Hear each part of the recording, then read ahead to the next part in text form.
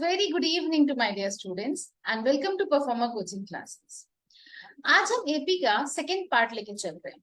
हमने first lecture में हमने डिस्कस किया था कि general term of an AP क्या होता है और हम किस तरीके से अगर किसी भी कंसेक्यूटिव एन टर्म्स को लेट करना हो तो हम किस तरीके से लेट करते हैं। ठीक है, एक बार मैं थोड़ा रिविजन दूंगी आपको एपी का और उसके बाद से हम आगे टॉपिक पे बढ़ेंगे। ठीक है, देखिए किसी भी एपी के फर्स्ट टर्म को हम ए से डिनोट करते हैं। ए से हम एपी के फर्स्ट टर्म को डिनोट करते हैं और डी से हम किसी भी एपी के कॉमन डिफरेंस को डिनोट करते हैं। ठीक है, तो आपको ये तो याद ही होगा कि एपी के फर्स्ट टर्म के लिए हम ए लेते हैं और एपी के कॉमन डिफरेंस के लिए हम डी लेते हैं। और हमारी एपी कुछ इस तरह के पैटर्न में होती है, a plus d, a plus 2d, a plus 3d and so on. ठीक है, अब हमने बात किया था कि अगर हमको किसी general term of an AP लिखना है तो हम लिखते हैं a n is equal to a plus n minus 1 into d. जो एन होता है उससे एक कम डी होता है और ए तो होता ही है, तो ए एन हो जाएगा a plus n minus 1 into d. ठीक है, फिर मैंने आपको ये भी बताया था कि अगर हमको कॉन्जिक्यूटिव टर्म्स को लेट करना हो और अगर आपको 3 टर्म्स लेट करने हो तो आप हमेशा प्रेफर करिए कि आप ए माइनस डी, ए और ए प्लस डी लेट करें। ठीक है, ताकि डी डी कैंसिल हो जाए। अगर आपको 4 टर्म्स लेट करने हो तो आप ए minus 3d, A minus D, a plus D और ए प्लस 3d लेट करें। ठीक है, तो ये कुछ था जो बेसिक कॉन्सेप्ट हमने लास्ट लेक्चर में डिस्कस किया था और इस पे हमने कुछ क्वेश्चंस भी प्रैक्टिस किए थे। अब चलिए हम आगे के एक टॉपिक पे चलते हैं, बट आगे जाने से पहले मैं आपको एक और कॉन्सेप्ट बताना चाहती हूँ। अगर आपको जनरल टर्म पूछ रहा है तो आप बोलोगे a plus n minus 1 into d. ठीक है, ये आपको क्लियर है। अगर आपके जनरल टर्म में लास्ट से पूछ दे, ठीक है, ध्यान दीजिएगा मेरे क्वेश्चन पे, मैं क्या बोल रही हूँ उस पर एक बार फोकस करिएगा। मैंने आपसे बोला आपसे जनरल टर्म पूछ रहा है, आपसे अगर जनरल टर्म लास्ट से पूछ दे, फॉर एग्जाम्पल आपसे बोले give the 5th term of an AP from last, तो आपको लास्ट से अगर बताना है बच्चा तो आप लास्ट टर्म को एल से डिनोट करो, एपी के लास्ट टर्म को एल से डिनोट करो। और जब आप एपी को पलट के लिखोगे तो आपका जो कॉमन डिफरेंस है वो डी की जगह माइनस डी हो जाएगा। जब आप अपनी एपी को पलट के लिखोगे, मतलब आपने फर्स्ट टर्म को पहले लिखा था, सेकंड टर्म को बाद में लिखा था। ठीक है, अब आपने एपी को पलट दिया, सेकंड टर्म अब आपका पहले आ गया, फर्स्ट टर्म अब आपका बाद में आ गया, तो आपका कॉमन डिफरेंस उस केस में माइनस डी हो जाएगा। ठीक है, उस सिनारियो में जो आपका लास्ट nth टर्म आएगा that will be l minus n minus 1 into d. अब आप यहाँ जो डी पुट कर रहे हो वो वही डी है जो आपने पहले भी पुट किया था, क्योंकि मैंने यहाँ माइनस साइन लगा दिया है। ध्यान दीजिएगा, this will be l plus, एक second, this will be l plus n minus 1 into minus d और ये प्लस और माइनस मिलके l minus n minus 1 into d बन जाता है। ठीक है, मतलब अगर आपको कहीं से लास्ट टर्म पता हो और लास्ट से आपसे पूछ रहा है 5th टर्म बताइए, 7th टर्म बताइए, तो आप ये फॉर्मूला अप्लाई कर सकते हैं, that is l minus n minus 1 into d. Confuse होने की कोई जरूरत नहीं, आराम से आप समझिए।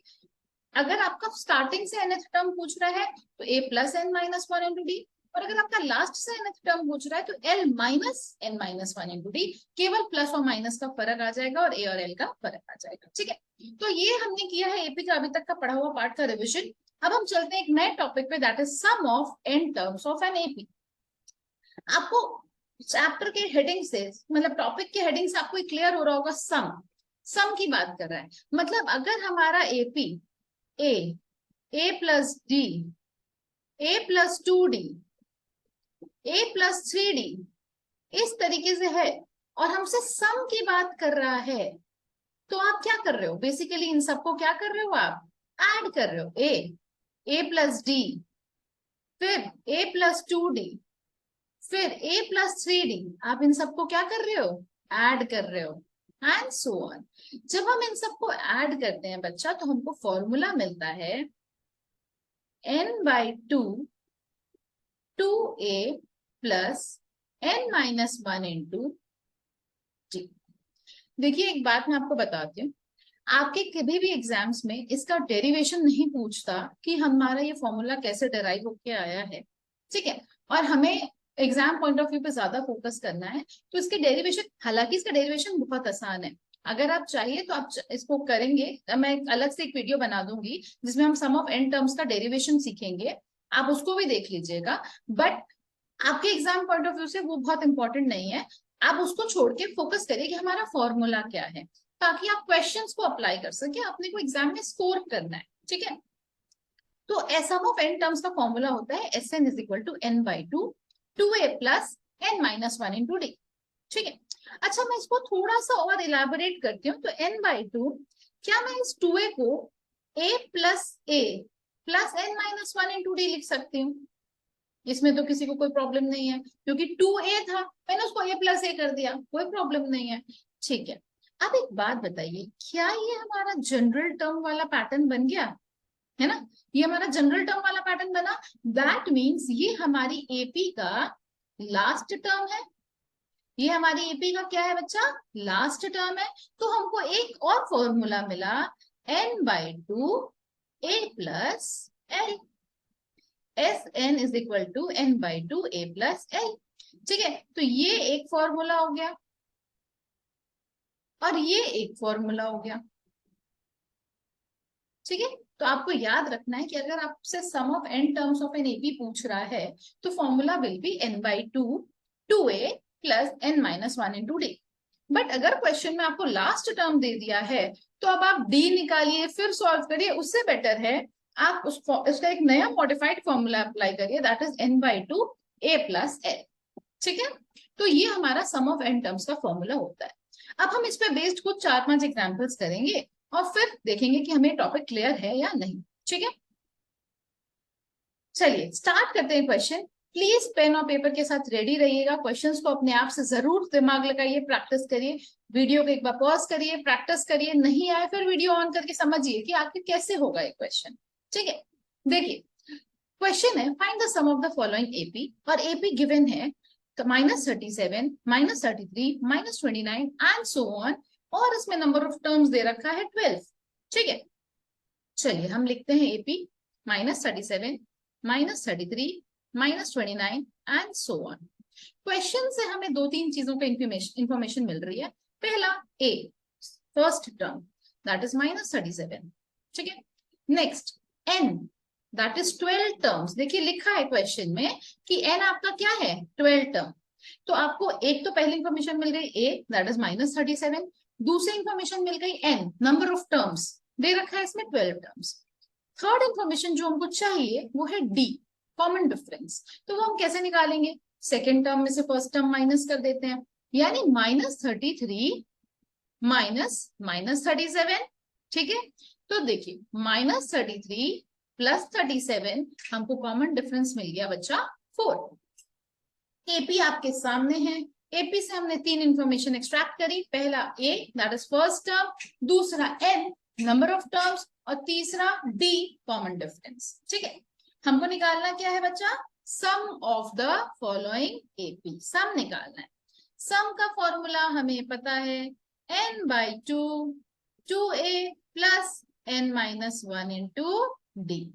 जब भी क्वेश्चन में आपको ए डी और एन पता है, आंख बंद करके ये फॉर्मूला लगा दीजिए। अगर आपको डी नहीं पता है और एल पता है तो आप फॉर्मूला लगा दीजिए n by two a plus l. करेंगे हम एग्जाम्पल उसका भी करेंगे, अभी आपको क्लैरिटी आ जाएगी। चलिए ठीक है, अब हम निकालते हैं सम ऑफ 12 टर्म्स। तो एन की जगह हमने पुट कर दिया 12 upon 2, then 2 into -37 plus 12 minus 1 into 4, ठीक है बच्चा।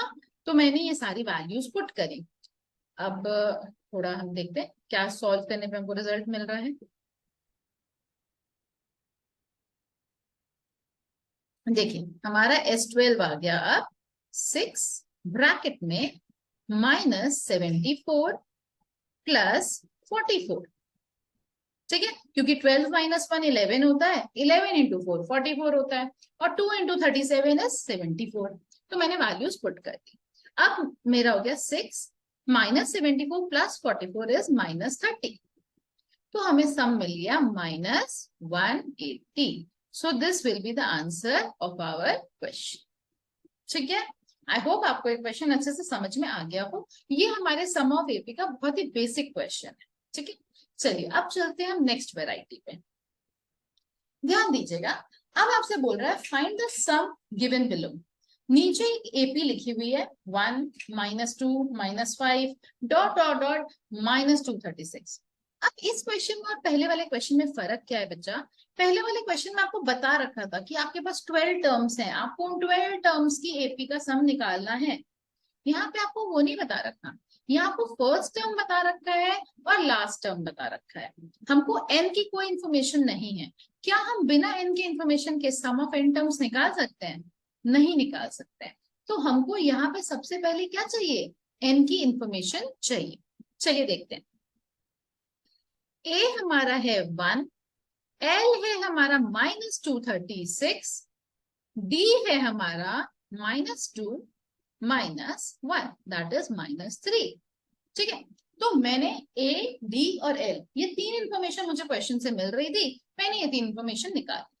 अब मेरे ब्रेन ने बोला कि मुझे सम ऑफ एन टर्म्स चाहिए, एपी का सम चाहिए, तो उसके लिए मुझे एन पता होना चाहिए ना। बिना एन के मैं सम ऑफ एन टर्म्स कैसे निकालूंगी? तो अब मैं क्या करूंगी? एन पता करूंगी। और मैम आपने इसके पहले वाली वीडियो में तो पढ़ाया था कि एन निकालने का तरीका होता है an is equal to a plus n minus 1 into d। ठीक है, अब हमको लास्ट में कहां तक इवैल्यूएट करना है बेटा? -236 तक इवैल्यूएट करना है। इसका मतलब an मेरा क्या हो गया? -236। यानी मुझे जानना क्या है कि -236 जो है वो इस एपी का कौन सा टर्म है, राइट? मुझे n जानना है। तो अब मैं -236 n की जगह पुट करूंगी, a की जगह मैंने 1 पुट किया, प्लस n-1 और d है मेरा -3। ठीक है, अब मैं सबसे पहले क्या करूंगी? 1 को लेके जाऊंगी लेफ्ट हैंड साइड और वो हो गया -237 इज इक्वल टू n-1 और -3। -3 को फिर से लेफ्ट हैंड साइड लेके जाऊंगी और डिवाइड कर दूंगी, तो मुझे मिल गया n-1 is equal to, minus से माइनस साइन कट गया और 79 हमारा डिवाइड करके आ गया। अब अगर मैं 1 को राइट हैंड साइड लेके जाऊं तो मेरा n आ गया 80। यानी number of terms in this AP is 80, जिसका मुझे सम निकालना है। तो अब मैं कौन सा फॉर्मूला अप्लाई करूं? S n is equal to n/2 a plus l कर लेते हैं। मैम क्यों जाना है -1 इंटू डी करने के चक्कर में? वापस से मल्टीप्लाई, वापस से वही। जब अपने पास एल है, ए है, तो सीधे ऐड कर देते हैं और एन को डिवाइड बाई 2 करके मल्टीप्लाई कर देते हैं। ठीक है, आसान है, वेरी गुड। तो अब हम यहाँ पे n की जगह 80/2, a है हमारा 1 प्लस -236। ठीक है बच्चा, अब हम इसको सॉल्व करेंगे तो हमको मिलेगा S n is equal to 40 into -235। ठीक है, क्योंकि -236 है और +1 है तो हमारा आंसर क्या आ रहा है? -235। अब हम 40 को -235 से मल्टीप्लाई करेंगे, हमारा सम आ जाएगा। और आपको पता है मैंने यहाँ पे एस एन लिख दिया है, एन को हटा दो। अब अपने को एन का फॉर्मूला पता चल चुका है, तो हम एन की जगह, सॉरी एन की वैल्यू पता चल चुकी है, तो अब हम एन की जगह 80 पुट कर देते हैं ना। एस एन क्यों लिखना है? ठीक है, तो अब मेरा वैल्यू आ गया -9400। ठीक है, तो मेरा सम ऑफ एन टर्म्स, यानी मेरा सम ऑफ 80 टर्म्स जो मुझे ऊपर गिवन है, वैल्यू आ गई -9400।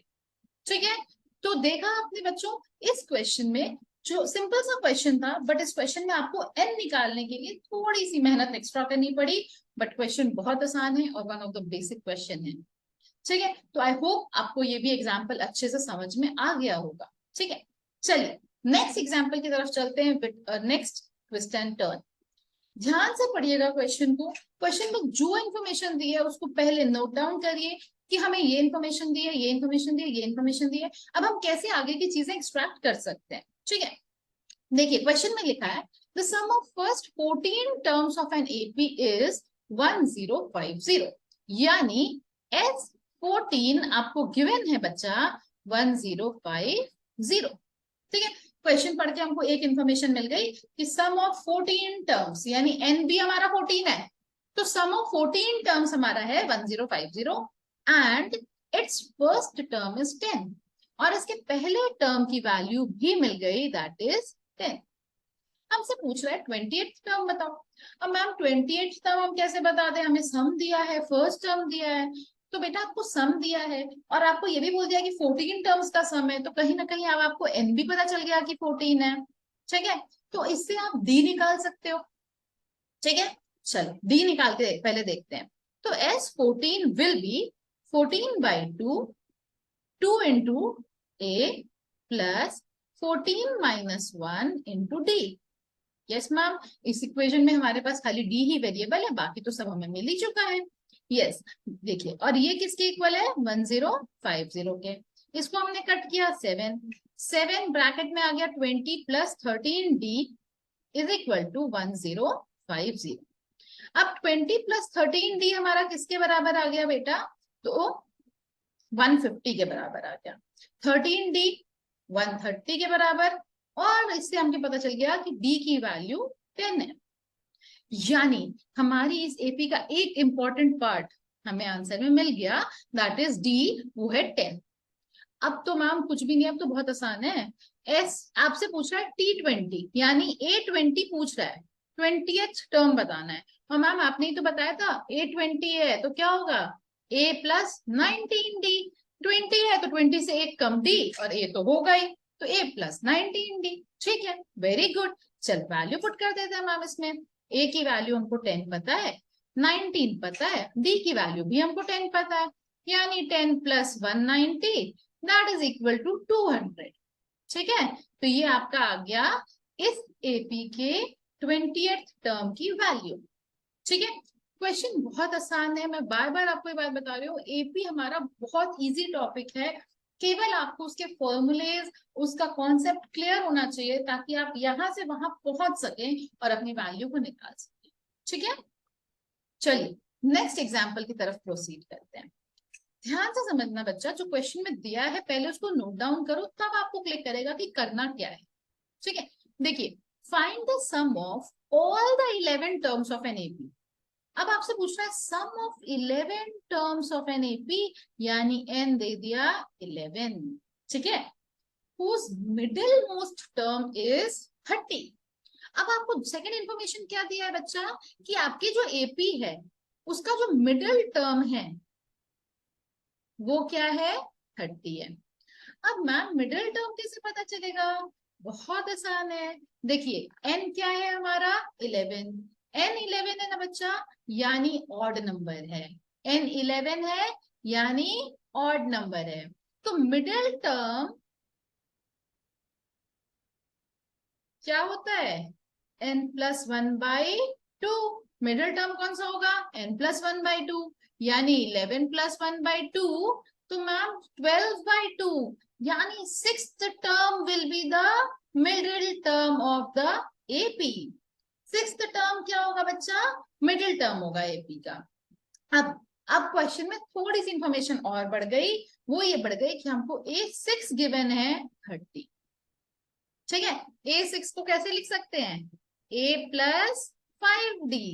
Okay, very good. तो देखिए A6 है, सिक्स टर्म की बात कर रहा है, तो एक कम D होगा और A तो होगा ही, तो A प्लस 5D की वैल्यू हमको मिल गई है 30। One of an important information जो हमको इस क्वेश्चन के लिए मिल गई है। अब मैम निकालना तो हमको S11 है, हाँ बच्चा S11 निकालेंगे। चलो प्रोसीड करते हैं। S11 का फॉर्मूला क्या होगा, 11/2 2A प्लस 10D, यही होगा ना बच्चा। n/2 2A plus n-1 into D, तो n-1 की जगह मैंने 10D पुट कर दिया। अब एक बात बताओ बेटा, 11/2 क्या मैं इस पूरे टर्म में से 2 कॉमन ले सकती हूँ, चलो ठीक है 2 कॉमन ले लेते हैं मैम। 2 कॉमन ले लिया, यहाँ बच गया A प्लस 5D, ये 2 से तो ये 2 कट गया। और मैम A प्लस 5D की तो वैल्यू हमको पहले से ही पता है, इसकी वैल्यू तो हमें पहले से ही पता है 30। तो हमारा आंसर क्या आ गया, 11 इंटू 30 दैट इज 330। तो हमारा इसका आंसर आ गया 330। ठीक है, देखा क्वेश्चन में एक छोटी सी इंफॉर्मेशन ही गिवन थी कि मिडिल मोस्ट टर्म 30 है और टोटल जो हमको सम निकालना है वो 11 टर्म्स का निकालना है, ठीक है। उसकी मिडिल मोस्ट टर्म की वैल्यू हमको गिवन थी। तो अब आपको देखा आपने एक इन्फॉर्मेशन से हमने इस क्वेश्चन को किस तरीके से सॉल्व कर लिया। इसी तरीके से हम एपी के सारे क्वेश्चंस को सॉल्व कर सकते हैं। क्वेश्चंस आसान होते हैं बच्चा, बस आपको उसकी जड़ तक पहुंचना है। जो गिवन है उससे आप कहा कैसे कैसे वहां तक पहुंच सकते हो, इस पे आपको वर्क करना है। और ये केवल और केवल प्रैक्टिस से ही आएगा, ठीक है।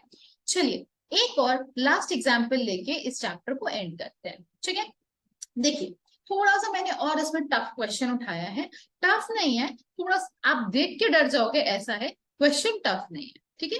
करके देखते हैं, आपको अच्छे से समझ में आ जाएगा। If S n denotes the sum of first n terms of an AP, हमें पता है ना एस एन क्या होता है, sum of n terms of AB.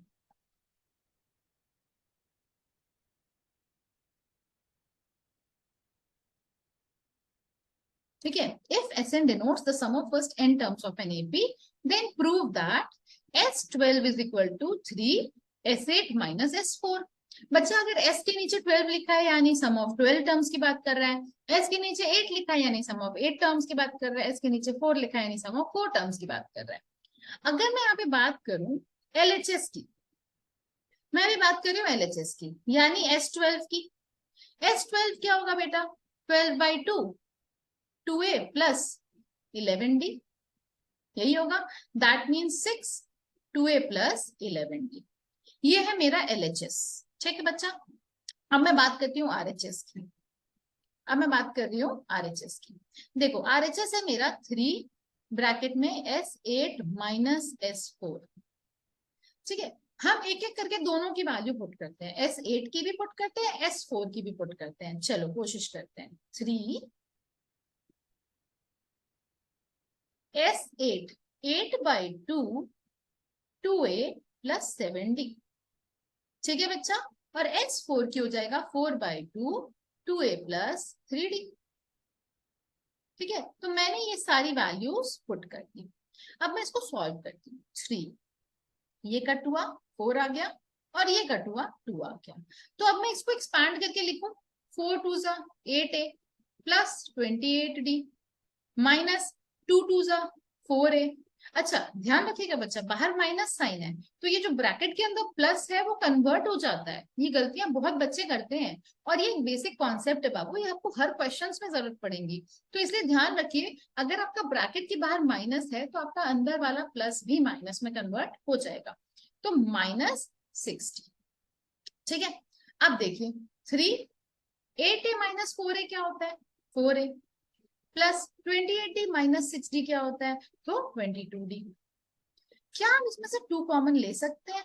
Yes ma'am ले सकते हैं, 2 कॉमन ले लेते हैं बच्चा, 2a प्लस 11d, ठीक है। अब 3 और 2 आपस में मल्टीप्लाई होकर क्या बन गया, 6 2a प्लस 11d।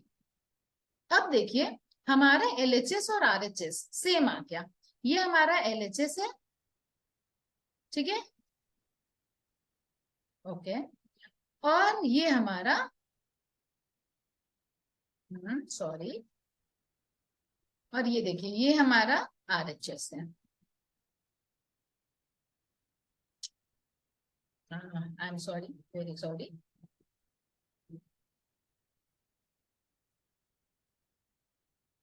ठीक है, देखिए हमारा LHS और RHS सेम आ गया है। तो हमने ये प्रूफ कर दिया कि S12 जो है वो 3 times of S8 minus S4 है, ठीक है। देखिए बच्चा मैं आपको फिर ये बात बताऊंगी कि एपी बहुत आसान और बहुत स्कोरिंग टॉपिक है, और मैंने 2 लेक्चर्स लेके आपका एपी का कॉन्सेप्ट कंप्लीट कर दिया है, और उम्मीद करती हूँ आपको समझ में आया होगा।